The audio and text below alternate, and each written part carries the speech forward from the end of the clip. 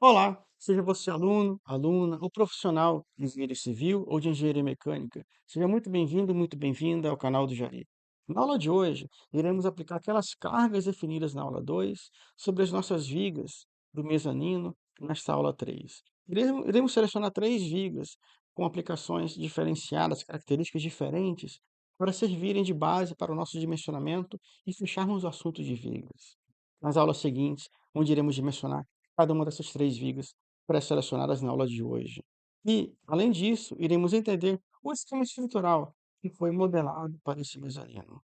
Portanto, vamos dar início à nossa aula de número 3, a nossa aula de hoje.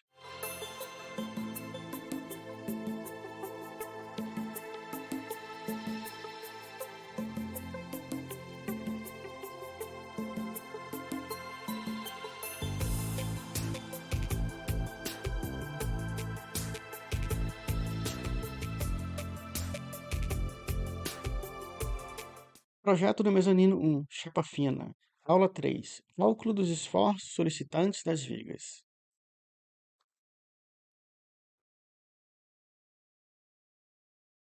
Aplicação da carga de piso sobre as vigas.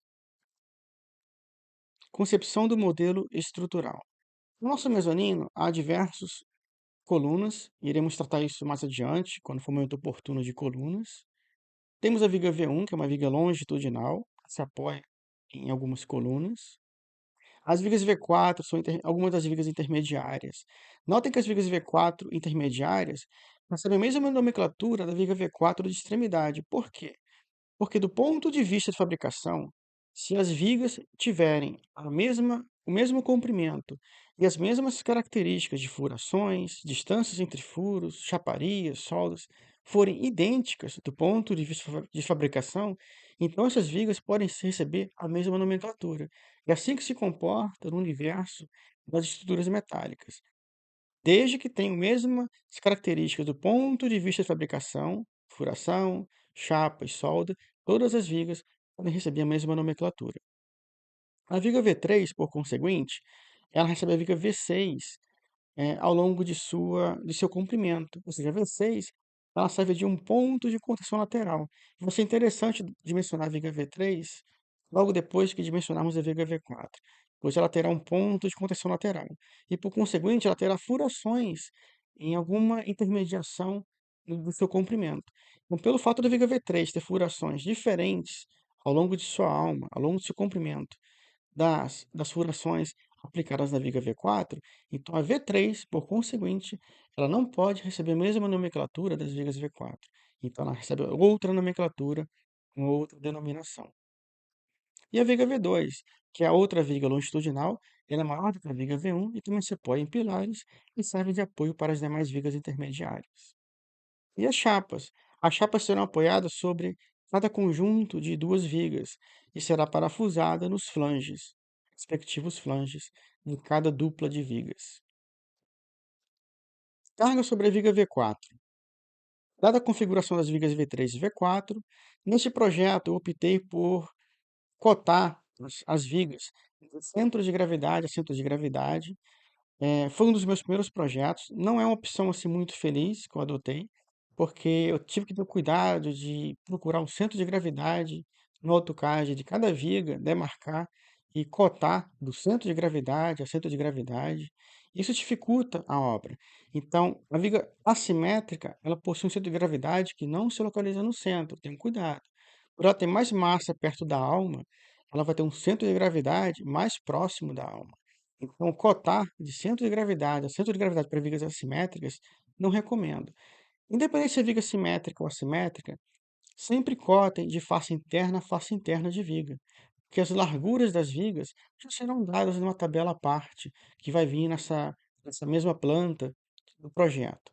Então, sempre cotem de face interna a face interna e deixem a largura a ser determinada pela tabela. Na tabela, o engenheiro de campo vai lá e verifica, a viga V3 é perfil tal, então tem a largura de tanto.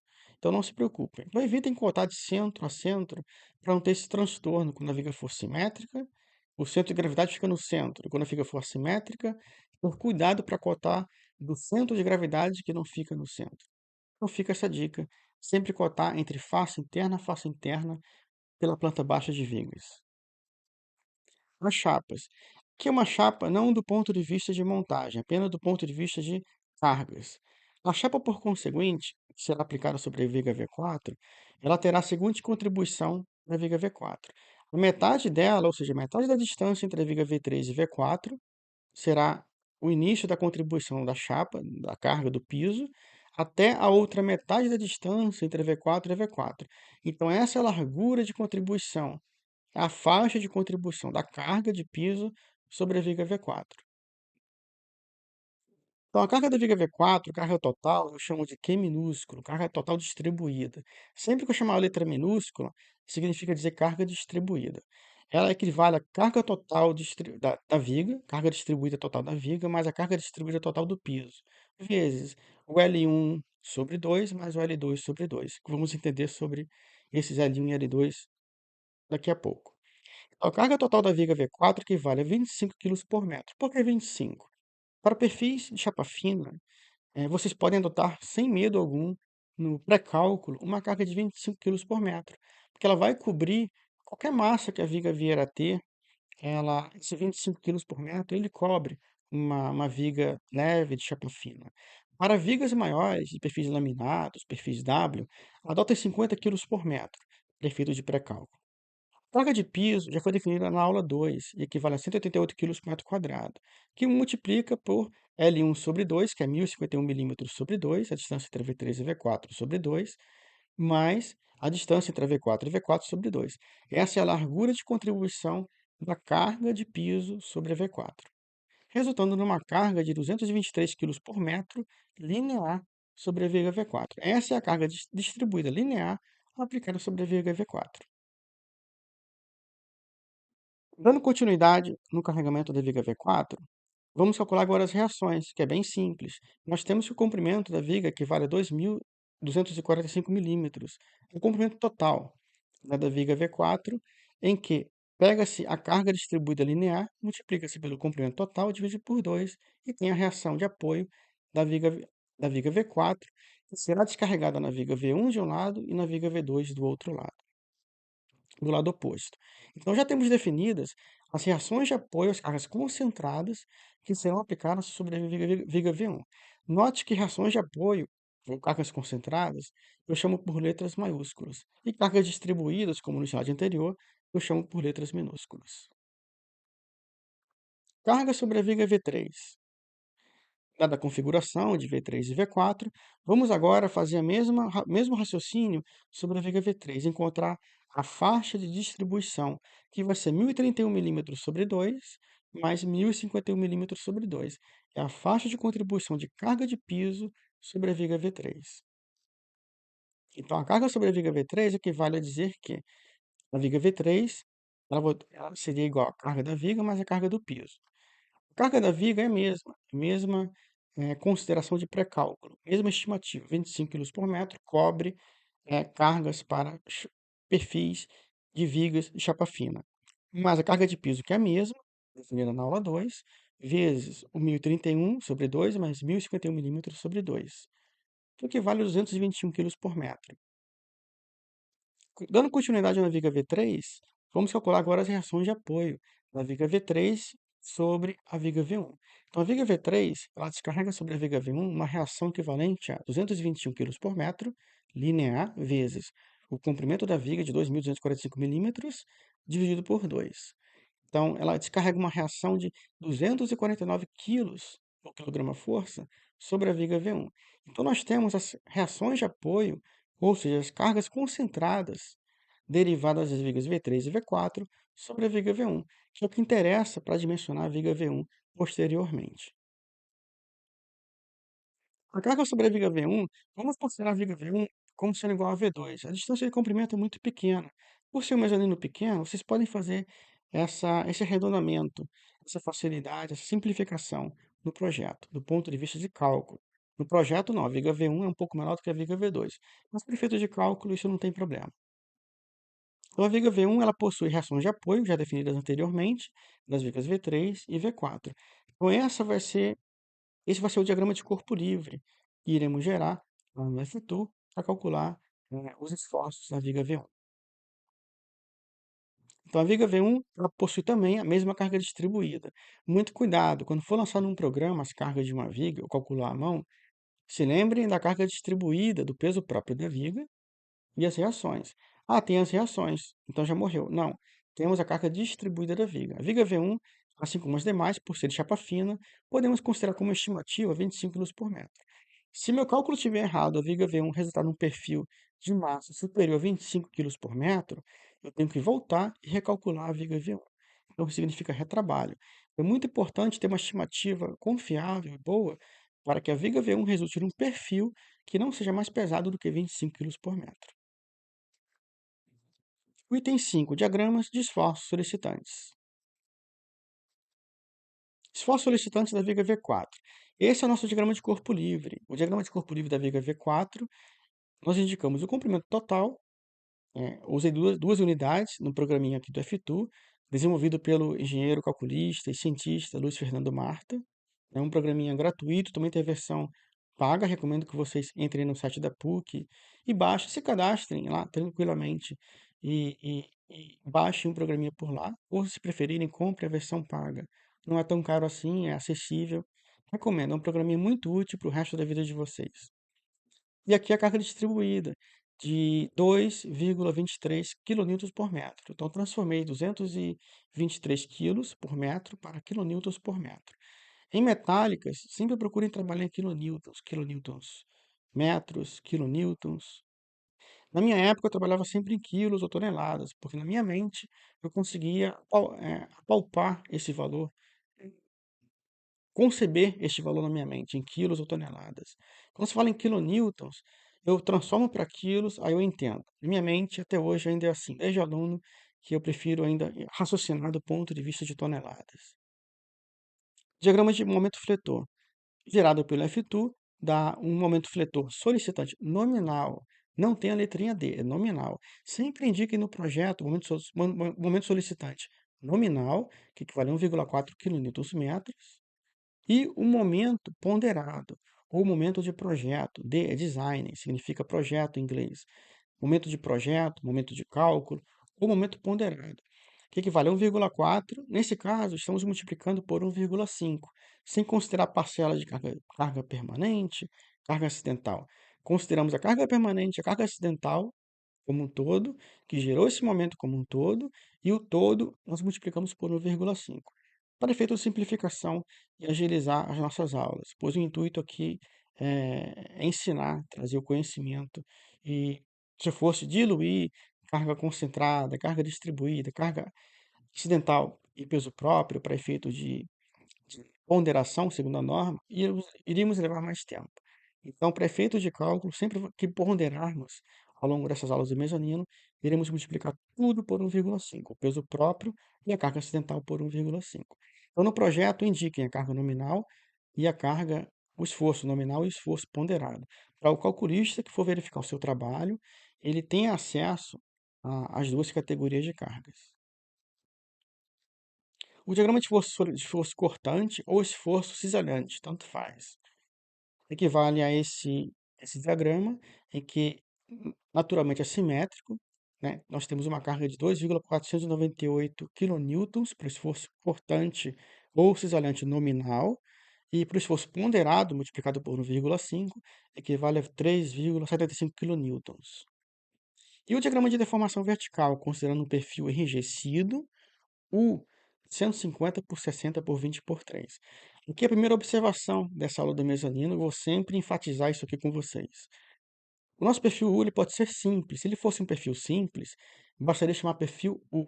Por ser um perfil U enrijecido, ou seja, é dotado daquelas abas de 20 milímetros, indicadas na aula 2, por ter aquelas abas, ele é um perfil enrijecido, tem enrijecimentos. Então, na nomenclatura, você chama perfil enrijecido. No caso, U, que é o tipo do perfil U, 150 sempre a altura, seguido da largura, 60 milímetros, seguida, no caso, por ser enrijecido, do enrijecimento de 20 milímetros e da espessura de 13 milímetros. Se ele não fosse enrijecido, fosse um perfil U simples, não teria essa parcela de 20 milímetros do enrijecimento. Teria só a altura, a largura e a espessura. Mas frisem bem, quando for enrijecido, Fortaleçam essa informação no projeto, para que não seja trocado por um perfil U simples. Isso aqui é o esquema do nosso esforço do diagrama de deformação vertical. A deformação vertical total pelo F2 resultou em menos 1,18 milímetros, sofrida por essa viga, face às cargas aplicadas. Cargas nominais. Usem as cargas não ponderadas, as cargas nominais, para encontrar o diagrama de força cortante, diagrama de deformação vertical. Em contrapartida pela norma, o L sobre 250, que é o limite da verticalidade dessa viga de deformação, equivale ao comprimento da viga dividido por 250. Então, essa viga, por norma, ela pode ter uma deformação vertical de até 8,98 milímetros. Como a deformação vertical sofrida é inferior a 8,98 milímetros, a nossa viga, então, ela passa no critério de deformação vertical. Temos até uma boa folga. Esforços solicitantes da viga V3. E a viga V3 possui um diagrama de corpo livre similar à viga V4, obviamente com uma diferença de carga distribuída de 2,21 kN por metro. O diagrama de momento fletor sofre uma pequena diferença em função da pequena diferença de carga, passando para 1,39 kN/metros, momento solicitante nominal, e o momento solicitante, momento fletor ponderado, o momento fletor de projeto ou de cálculo, equivale a 2,09, que é 1,39 vezes 1,5, que é o nosso coeficiente de ponderação adotado nesse projeto. Quando o diagrama de esforço cortante, é que nós temos um esforço cortante nominal equivalente a 2,48 kN, um esforço solicitante ponderado ou de projeto de cálculo de 3,72 kN. O diagrama de deformação vertical para essa viga, a viga V3, iremos considerá-la com um perfil diferente, um perfil enrijecido, U de 100 por 50 por 17 por 3. Sempre que vocês chamarem um perfil de chapa fina, sempre utilizem essa nomenclatura: altura, seguida pela largura, seguida pela aba enrijecida. O seu perfil enrijecido, ele terá uma aba enrijecida, e pela espessura. Não precisa indicar a massa. Se quiserem, indiquem a massa em quilos por metro, entre parênteses, ou o comprimento da viga, entre parênteses. Mas não há necessidade. Para perfis de capa fina, não precisa indicar massa, basta indicar as dimensões. Altura pela largura, pela aba enrijecida e pela espessura. E se fosse um perfil simples, não precisaria receber a nomenclatura enrijecido. Bastaria ter a altura, a largura e a espessura. Ele não teria essa dimensão de 17 milímetros de aba enrijecida. Então, quando for perfil enrijecido, tenham cuidado de enfatizar que o seu perfil é enrijecido. Escrevam perfil enrijecido, para que não seja trocado por um perfil simples. E quanto à deformação vertical, esse perfil da viga V3, ele gera uma deformação de 3,5 milímetros. Note que a carga da viga V3 e o comprimento é similar à viga V4. A única diferença é que adotamos de propósito um perfil diferente para tirarmos proveito dessa diferença quando formos dimensionar. Tiramos mais proveito dessas aulas. Então, por termos reduzido a altura de 150 da viga V4 para 100, com cargas semelhantes e comprimentos semelhantes, a deformação vertical ela aumentou um pouquinho. Então, o engenheiro sempre tem que estar atento às pequenas percepções, pequenas modificações. Por que a deformação vertical no F2 agora deu um pouquinho maior se eu tenho uma carga semelhante e um comprimento semelhante? Porque nós modificamos o perfil de 150 para 100 de altura. E a deformação vertical limite é a mesma da viga V4, com 8,98 milímetros. Então, o perfil passa do ponto de vista de deformação vertical. Agora, para a viga V1 e V2, em que combinamos de adotar o mesmo tipo de viga, V1 e V2. Note a carga em 25 kg por metro, apenas transformada para kN por metro, ao longo da viga, carga distribuída, que é o peso próprio da viga, as cargas concentradas derivadas da viga V4, das reações da viga V4, e a carga concentrada derivada da reação de apoio da viga V3. E o diagrama de momento fletor da viga V1 igual a V2, ela possui um momento fletor solicitante máximo nominal de 5,77 kN/metros e o momento fletor de projeto de 8,66 kN/metros. O esforço cortante, o diagrama de esforço cisalhante, ele gera um esforço cortante máximo de 4,29 kN. Note que essa viga possui uma simetria em relação à aplicação das cargas. Então a reação de apo a deformar o esforço cortante numa extremidade vai ter uma diferenciação em relação ao esforço cortante na outra extremidade, não serão idênticos. O esforço cortante ponderado, o de projeto, será de 6,44, que é 4,29 vezes 1,5. E o diagrama de deformação vertical? Agora, para a viga V1 e V2, por serem vigas de maior abrangência, que irão receber outras vigas, elas receberão mais cargas concentradas, terão um vão maior. Vamos considerar um perfil diferenciado adotado para a viga V3 e V4. Vamos adotar um perfil maior de U de 200. É um perfil enrijecido, U de 200, por 75 de largura, por 25 de aba enrijecida, por 3 milímetros de espessura. Note que pelos catálogos comerciais, quando se aumenta a altura do perfil enrijecido, a largura também aumenta e a aba enrijecida também sofre um pequeno acréscimo no seu comprimento. A deformação vertical sofrida por essa viga V1 e V2 é de 6,96 milímetros no seu centro, e a deformação limite, considerando a razão do seu comprimento total dividido por 250, que é o nosso limite, para vigas de cobertura, mezanino, pode adotar um limite de deformação vertical ou de flecha de L sobre 250. A deformação limite de 16 milímetros é superior à nossa deformação vertical solicitante. Então, o perfil passa do ponto de vista de deformação vertical. Bem, deixo aqui minha gratidão por me receber e me acompanhar até o final desta aula. Nós conseguimos determinar os esforços solicitantes das vigas, a deformação vertical. Se elas estão passando a deformação vertical, deixa lá o perfilzinho por enquanto, como indicado, e vamos verificar agora o comportamento desse perfil no dimensionamento. Então, nas próximas aulas, iremos estar dimensionando as vigas V4, que é a viga mais simples, depois a viga V3, que tem uma contenção lateral intermediária, e por fim, a viga V1 e V2. Antes de entrarmos em pilares e, e conexões e assim por diante. Então, te vejo na aula seguinte. Muito obrigado por sua gentileza.